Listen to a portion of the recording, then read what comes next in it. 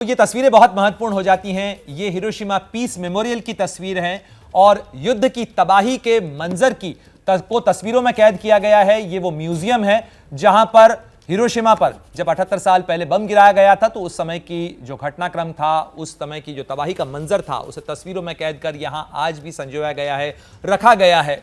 और प्रधानमंत्री ने वहां पर विजिटर बुक भी साइन की है, साथ ही उन्होंने वो म्यूजियम भी देखा है। ये उस समय की तस्वीरें हैं जो आप अपने स्क्रीन पर देख रहे हैं। प्रधानमंत्री नरेंद्र मोदी हिरोशिमा में हैं और हिरोशिमा में G7 की शिखर बैठक का आयोजन किया जा रहा है। लेकिन उसके मद्देनजर ही आज जो दिन की शुरुआत हुई उसमें तमाम G7 के नेता मौजूद रहे हिरोशिमा के पीस मेमोरियल पार्क के अंदर। और उसी पार्क के अंदर बना हुआ ये पीस म्यूजियम है जो शांति की बात करता है, अमन की बात करता है, साथ ही ये बताता है कि जब लड़ाई छिड़ती है, जब जंग बढ़ती है तो वो इस मुहाने तक भी जा सकती है जहां पर तबाही का ऐसा खौफनाक मंजर देखने को मिल सकता है।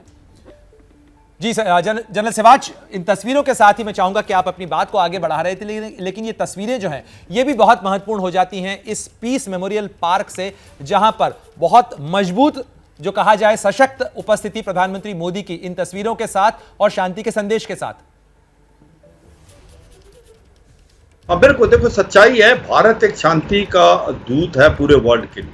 और ये सच्चाई है कि भारत एक ऐसा देश है जो इंटरफेस है डेवलप्ड और डेवलपिंग कंट्रीज के बीच में, और इसीलिए G20 का हिस्सा बनना, G7 और बाकी देश के बीच के अंदर एक इंटरफेस होना, दूसरा ग्लोबल साउथ की आवाज होना, ये एक भारत ही कर सकता है। और इसीलिए भारत को आप सुनते हैं, आज प्राइम मिनिस्टर मोदी की एक छवि बन गई वर्ल्ड लीडर की, वो इसलिए है क्योंकि वो सबको साथ लेके चल रहे हैं। आज उन गरीब देशों की जो अफ्रीकन है, एशियन कंट्री जिनकी कोई नहीं सुनता, वो उनकी आवाज़ भारत बन के उभरा है, चाहे वो G20 में है या आप ग्लोबल साउथ में है। और मुझे लगता है शांति का दूत बन के निकला है।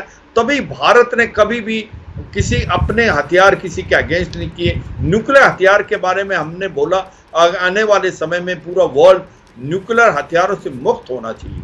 और यही जब हम न्यूक्लियर भी बने तो हमने नो फर्स्ट यूज की पॉलिसी, जी बिल्कुल जनरल सिवाच, जो नो फर्स्ट यूज की पॉलिसी बनाई। जी कर्नल दानवीर, क्या यही वजह रही कि यूक्रेन के राष्ट्रपति ज़ेलेंस्की ने कल जब मुलाकात की तो वो दुनिया के बाकी नेताओं से जब मुलाकात कर रहे हैं तब तो वो बात कर रहे हैं हथियार पैकेज की, लेकिन भारत के प्रधानमंत्री के साथ उन्होंने केवल मुलाकात के अंदर किसी हथियार पैकेज की तो बात ही नहीं की। उन्होंने तो केवल मानवीय पैकेज की बात की। यानी उन्हें बिल्कुल अच्छे से पता है कि भारत इस तरीके के किसी कॉन्फ्लिक्ट के अंदर हथियार सप्लायर नहीं हो सकता है, किसी भी हालत में नहीं हो सकता है। और भारत का रिकॉर्ड रहा है कि किसी भी कॉन्फ्लिक्ट के अंदर हम अपने हथियार जो हैं वो नहीं बेचते।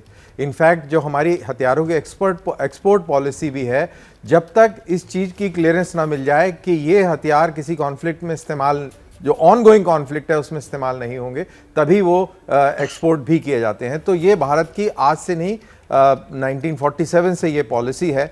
और इसीलिए ज़ेलेंस्की अपने डिमांड्स में कंस्ट्रेंट थे और वो डिमांड कर रहे थे जो वाकई ही हर एक यूक्रेनी नागरिक चाहता है, दैट इज पीस। और यूक्रेनी नागरिक नहीं, पूरी दुनिया चाहती है पीस, और भारत ये वाला जो पीस पैकेज दे सकता है। क्या मजबूरी है मेरी, बताइए। मैं अभी आपको बताती हूँ कि मैंने ओए होए होए होए नमकीन के चटकारे लेते हुए टकटकी मार के डिबेट शो को पॉज रिपीट कर करके देख रहे हैं जोगिंदर जी। इनकी तरह आप भी देखें अपनी फेवरेट डिबेट्स को रिपीट कर और डाउनलोड कीजिए ABP लाइव ऐप अपने स्मार्ट टीवी पर।